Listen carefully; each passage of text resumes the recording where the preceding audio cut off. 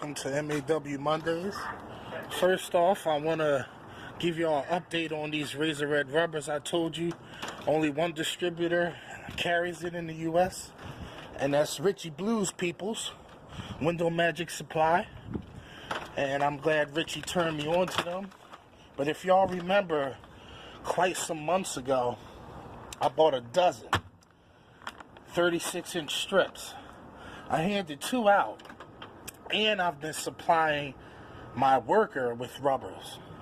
And I'm just about to change my rubber, but I wanted to just show y'all the longevity of these rubbers. You see, I have 3 strips left. That doesn't include the ones that I've been taking out.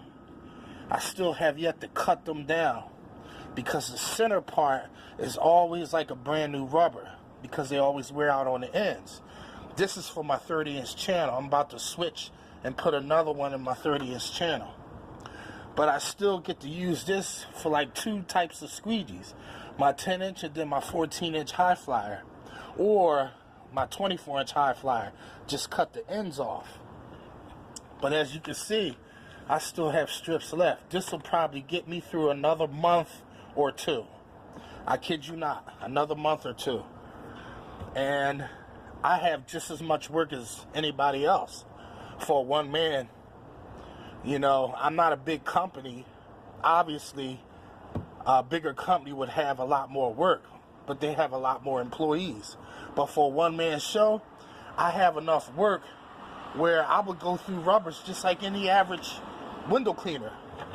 So, y'all do what y'all want, but I highly recommend these Razor Red rubbers. And like I said, I don't have an issue with these rubbers in the cold weather, because I have measures that I take to alleviate that. And then next, I want to show y'all a couple other things. So let me just get myself together, and I'll be right with y'all. All right, now I want to show y'all. If I do like maybe 5 Firestones, with help, with him doing the outside, me doing the inside, I could probably get a day out of doing 5 Firestones.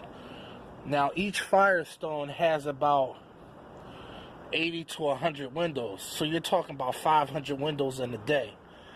This lasts 500 windows in a day before you have to change it out. Now, if I'm not doing Firestones, this will last me a couple of days, because I'm not using it consistently, because obviously it's a small channel. But I've been finding myself using this strictly on doors. And here's, especially on my restaurants, and here's the reason why. And like, this is an extra squeegee in my holster that I use in place of a magic eraser for those heavily soiled areas with the fingerprints and the food particles. I take this out and I tack it right away. I'll clean the whole window regularly. Sometimes I'll clean it with this if it's faster. But if it's a big window, I'll clean it regularly, and then I'll follow up with this, rather than trying to steel wool the whole window or use my mop traditional methods and wonder if the fingerprints are gone. Because I know we've all done it. We've came across situations where we're scrubbing the fingerprints and they're just so stubborn that after we clean it, especially if you guys are using an extreme amount of soap, you won't see the grease smudge prints that's imprinted on the glass until you squeegee it off. And then you may not see it right up on the glass. You always notice it when you walk away and you look at those different angles. I told you about scanning your work before you get to the window and attack those problem areas first. There's a way to work smart and do things in a certain way where you don't have to go back over your work.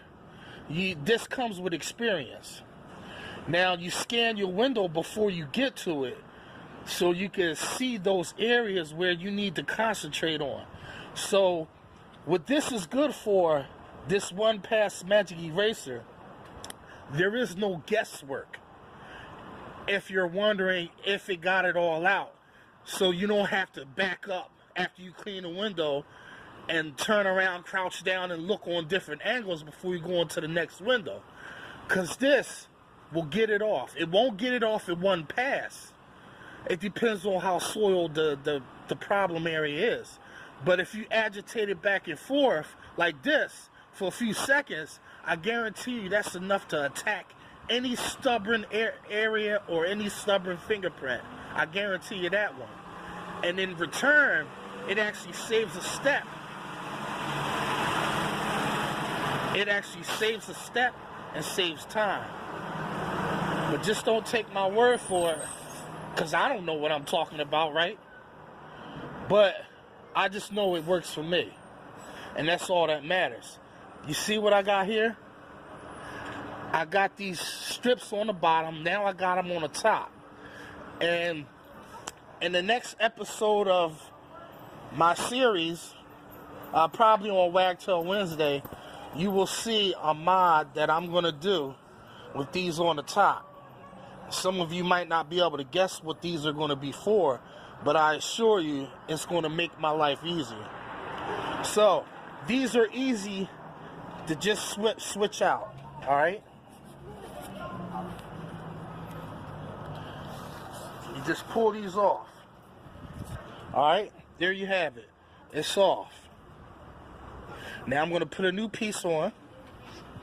All right, so there we have it. Our new piece is on, and I'm ready to go. So there you have it.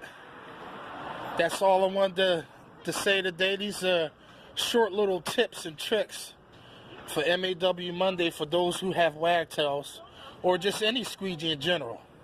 The other tip is, I told y'all this before, but if you concentrate less on scrubbing faster on fingerprints, for those who don't want to use the steel wool or think that maybe they can use the mop and get it out just as good, you'll find out that if you slow down instead of going faster, you're missing the area.